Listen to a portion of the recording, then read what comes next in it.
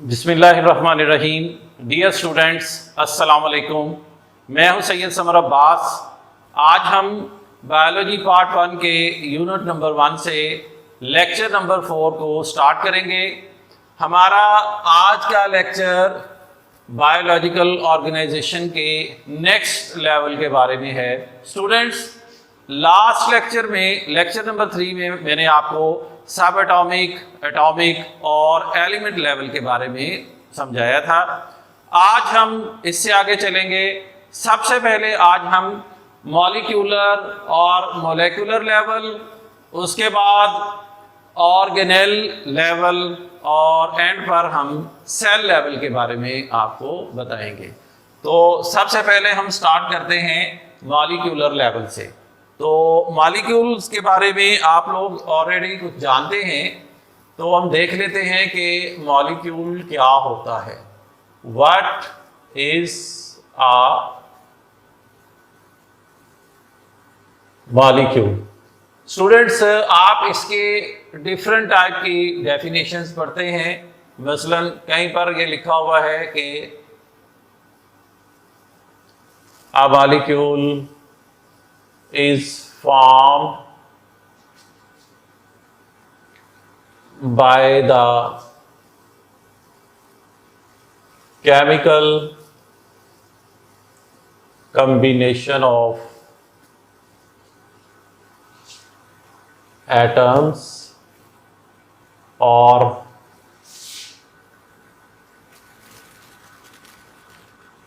elements। यानी एटम्स जब आपस में केमिकली कंबाइन करते हैं तो एक मॉलिक्यूल बनता है। अब मॉलिक्यूल जो है उसके बारे में कहा जाता है अ मॉलिक्यूल इज अ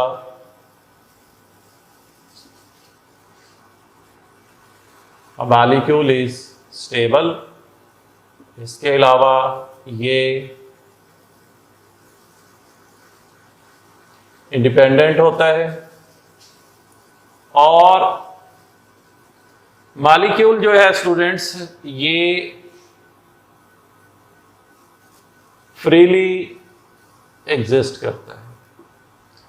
तो जहां तक लिविंग ऑर्गेनिज्म के अंदर इन मॉलिक्यूल्स का क्वेश्चन है स्टूडेंट्स, तो यहां ये बात याद रखें कि जब डिफरेंट टाइप के एलिमेंट्स आपस में मिले, उनके मिलने से जो मॉलिक्यूल्स बने उन्हें हम बायोमॉलिक्यूल्स का नाम देते हैं। स्टूडेंट्स, आप लोग सेकेंड ईयर में जाके एवोल्यूशन वाला चैप्टर जब पढ़ेंगे, वहाँ पर आपको बताया जाएगा कि जिस वक्त हमारी लाइफ का आगाज़ हुआ, यानी हमारी अर्थ पर जिस वक्त लाइफ स्टार्ट हुई, उस वक्त हमारी अर्थ के ऊपर मुख्तलिफ़ किस्म के एलिमेंट्स बाई चांस आपस में मिले।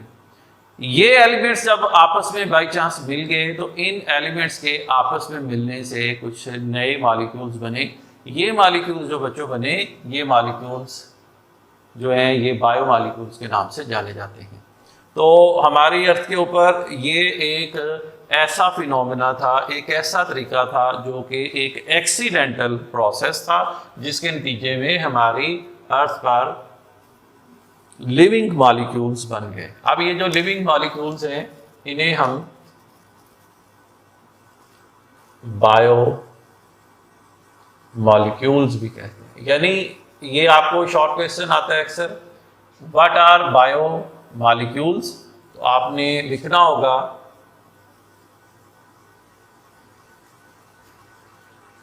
The molecules which are the part of living things are living organism are living things.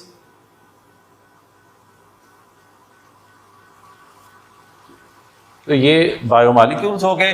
अब स्टूडेंट्स, जिस वक्त हम लिविंग ऑर्गेनिज्म को डिस्कस कर रहे होते हैं तो उस वक्त हम देखते हैं कि इन लिविंग ऑर्गेनिज्म में ये जो बायोमॉलिक्यूल्स हैं ये किस तरह से मौजूद हैं। तो हम इनका स्ट्रक्चर और इनकी जो कंपोजिशन है उसके बारे में कुछ जानने की कोशिश करते हैं। फर्स्ट ऑफ ऑल हम स्टडी करते हैं इसके स्ट्रक्चर के बारे में। स्टूडेंट्स, बायोमॉलिक्यूल्स का जो स्ट्रक्चर है उसे हम आपको दो तरह से एक्सप्लेन कर सकते हैं। इसमें सबसे पहले है कि इनके अगर हम साइज और वेट के हिसाब से देखें तो मैंने लिखा माइक्रो एंड मैक्रो मॉलिक्यूल्स, यानी ये मॉलिक्यूल्स माइक्रो मॉलिक्यूल्स और मैक्रो मॉलिक्यूल की फॉर्म में मौजूद होते हैं। अब हमने ये देखना है कि ये माइक्रो मॉलिक्यूल्स क्या होते हैं। जैसे कि आप लोग इस वर्ड से वाकिफ हैं, माइक्रो मीन वेरी स्मॉल। तो स्टूडेंट्स ऐसे मॉलिक्यूल जो कि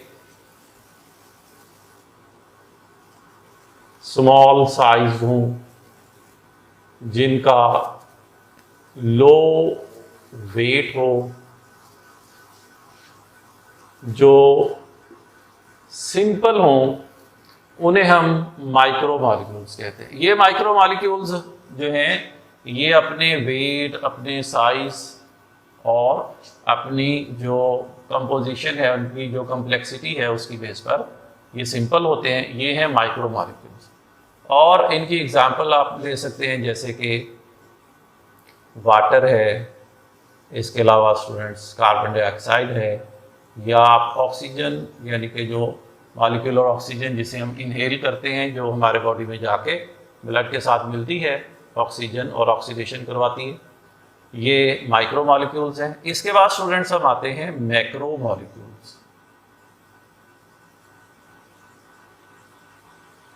स्टूडेंट्स ये जो मैक्रो मीन लार्ज, बिग, तो हम कह सकते हैं they are big in size. इसके अलावा हैवी वेट होते हैं ये और ज़्यादा कम्प्लेक्स होते हैं। स्टूडेंट्स अब हमारे बॉडी में बहुत से ऐसे मॉलिक्यूल्स हैं जो कि मैक्रो मॉलिक्यूल की कैटेगरी में आते हैं। जैसे कि हम कहते हैं कि हमारे बॉडी में पाए जाने वाले कार्बोहाइड्रेट्स, प्रोटीन्स, या अगर हम लिपिड्स या फैट्स की बात करते हैं तो स्टूडेंट्स ये मैक्रो मॉलिक्यूल्स हैं।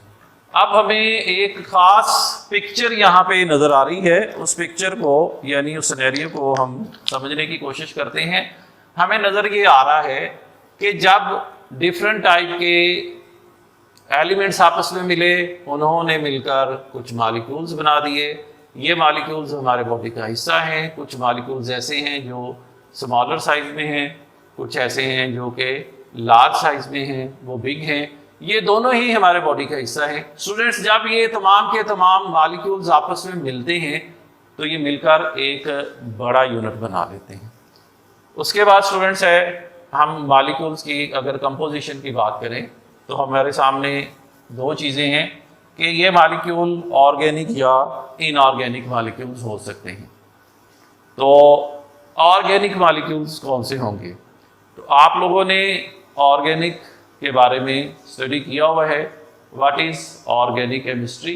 तो उसी चीज़ को समझते हुए आप इसको डिफाइन कर सकते हैं कि ऑर्गेनिक मॉलिक्यूल्स क्या होते हैं।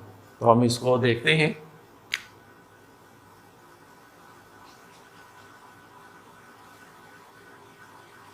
The molecules which contain carbon और हाइड्रोकार्बन। तो ये जो हाइड्रोकार्बन्स हैं बेसिकली, जिसमें कार्बन, हाइड्रोजन या ऑक्सीजन वगैरह मौजूद है, स्टूडेंट्स ये ऑर्गेनिक मॉलिक्यूल्स हैं। जैसे कि हम मैक्रो मॉलिक्यूल्स में प्रोटीन्स के बारे में लिख चुके हैं। इसके अलावा लिपिड्स जो हैं या कार्बोहाइड्रेट्स जो हैं, स्टूडेंट्स ये सारे के सारे जो हैं ये ऑर्गेनिक मॉलिक्यूल्स हैं। यानी हमारे बॉडी के अंदर ये ऑर्गेनिक मॉलिक्यूल्स भी मौजूद हैं। इसके अलावा हमारे बॉडी में इनऑर्गेनिक मॉलिक्यूल्स भी मौजूद हैं। यानी the molecules other than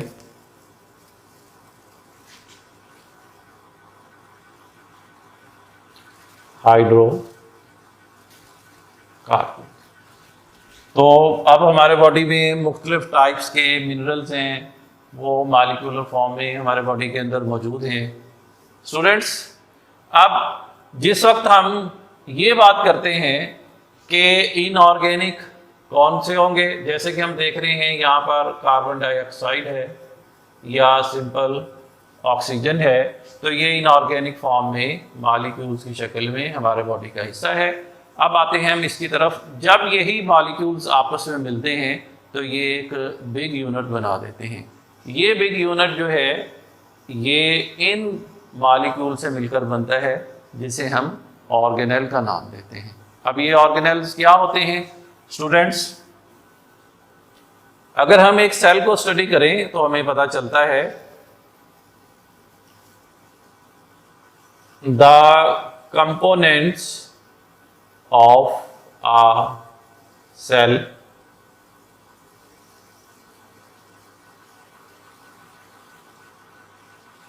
the constituents of a cell, या आप कह सकते हैं the basic cell forming structures. यानी आप लोग इसे किसी तरह से भी समझ सकते हैं कि ऑर्गेनेल्स क्या हैं। यानी अगर हम यहां पर एक पिक्चर ड्रॉ करें तो आपको नजर आएगा, हम लिखते हैं molecules, biomolecules plus biomolecules. Students, ये एक बना देंगे ऑर्गेनेल। तो अगर हम ऑर्गेनेल की एग्जांपल देखें, आप लोगों को याद होगा स्टूडेंट्स कि आपने पढ़ा था जब कार्बोहाइड्रेट्स, प्रोटीन्स एंड लिपिड्स ये आपस में मिलकर बनाते हैं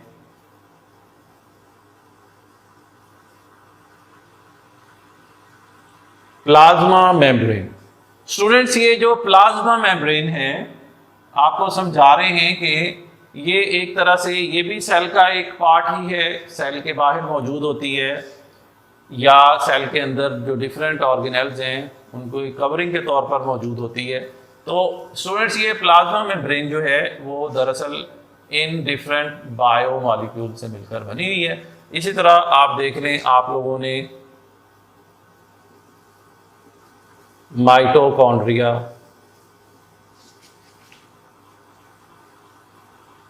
Golgi bodies,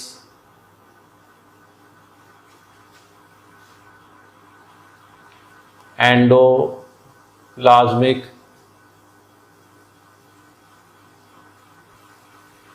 reticulum, so extra, इनके बारे में स्टूडेंट्स आपने पढ़ा है। तो स्टूडेंट्स, ये माइटोकॉन्ड्रिया हो गया, गोल्गी बॉडीज होगी, एंडोप्लाज्मिक रेटिक्यूलम वगैरह हो गए, ये सारे के सारे सेल के अंदर पाए जाने वाले ऑर्गेनेल्स हैं। तो ये ऑर्गेनेल लेवल में हमें बता रहे हैं कि जब डिफरेंट टाइप के या सेम टाइप के मॉलिक्यूल्स आपस में मिलते हैं तो इनके मिलने से ऑर्गेनेल्स बन जाते हैं। तो स्टूडेंट्स, अब ये ऑर्गेनेल्स असेंबल होते हैं, ये ऑर्गेनेल्स इकट्ठे हो जाते हैं और इकट्ठे होने के बाद एक ज़्यादा कम्प्लेक्स और एक लार्जर यूनिट बनाते हैं। तो इन ऑर्गेनेल्स के आपस में मिलने से, इनके असेंबलेज से, इनके इकट्ठा होने से जो नेक्स्ट यूनिट बनेगा स्टूडेंट्स वो है सेल।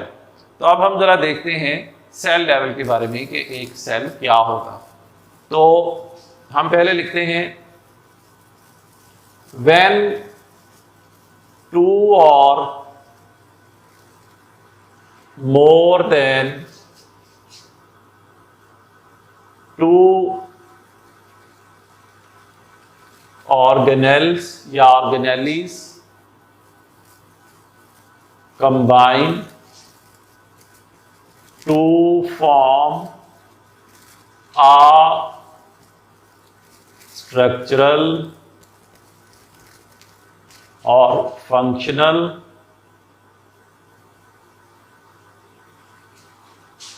यूनिट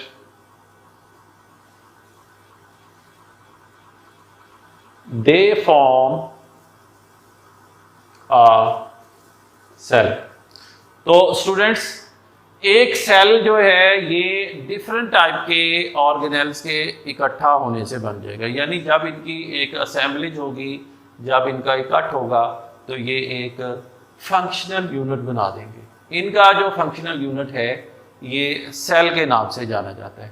अब हम इंशाल्लाह चैप्टर नंबर 4 पे जाके सेल के बारे में फर्दर डिटेल से पढ़ेंगे। आप लोगों ने कुछ बातें मैट्रिक में इसके बारे में पढ़ी हुई हैं कि सेल क्या होता है। आप रॉबर्ट हुक, रॉबर्ट ब्राउन और डिफरेंट जो साइंटिस्ट हैं उनके वर्क के बारे में जानते हैं। इंशाल्लाह चैप्टर नंबर 4 में भी इसके बारे में जाके डिस्कस करेंगे। तो बायोलॉजिकल ऑर्गेनाइजेशन के लेवल्स में जब हम फर्दर सेल लेवल को डिस्कस करते हैं तो हमें पता चलता है कि एक सेल जो है इसे हम कैसे डिफाइन करेंगे। तो हम कहते हैं a cell is a basic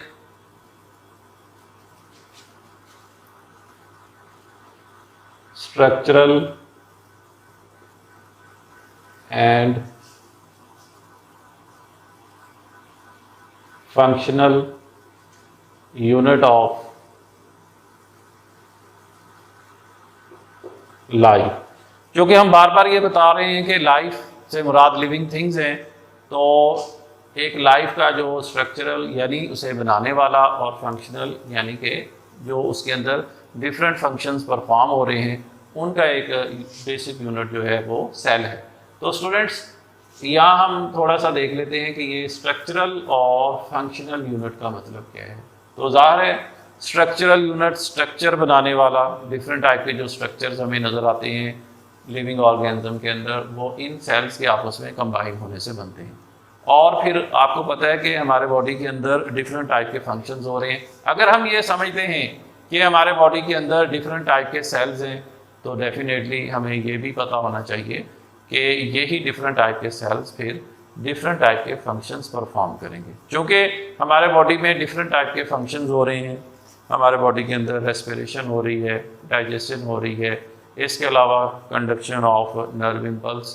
so different type of functions हमारा बॉडी परफॉर्म कर रहा है।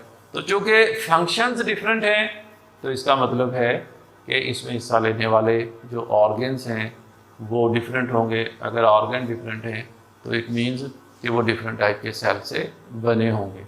तो स्टूडेंट्स, अब आपके जो सिलेबस है आपका उसके अंदर इसके बारे में फर्दर एक्सप्लेन है कि हम एक लिविंग ऑर्गेनिज्म को आगे चल के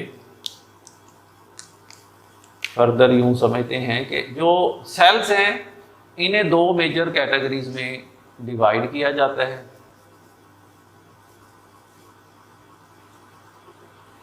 number 1 prokaryotic cells and number 2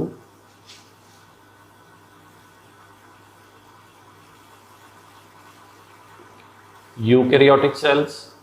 students, आप लोग इनकी एटोमोलॉजी से ऑलरेडी वाकिफ़ होंगे। जो स्टूडेंट्स इसके बारे में नहीं जानते मैं उनको एक्सप्लेन कर देता हूँ। अगर आप गौर करें तो ये 2 वर्ड्स हैं, प्रो एंड कैरियोटिक। तो आपने याद रखना है प्रो प्लस कैरियोटिक का वर्ड स्टूडेंट्स ये निकला है कैरी ऑन से। अगर हम इन दोनों वर्ड्स को कंबाइन कर लें, प्रो मीन बिफोर प्राइमरी, इसे प्राइमरी भी कहेंगे, बिफोर भी कहेंगे, और कैरी ऑन का मतलब स्टूडेंट्स होता है न्यूक्लियस। तो इस तरह प्रोकैरियोटिक सेल्स जो हैं ऐसे सेल्स थे जो कि हमारी अर्थ के ऊपर सबसे इब्तदाई सेल्स थे, और ये सेल्स के अंदर न्यूक्लियस बनने से पहले के ज़माने के सेल्स हैं।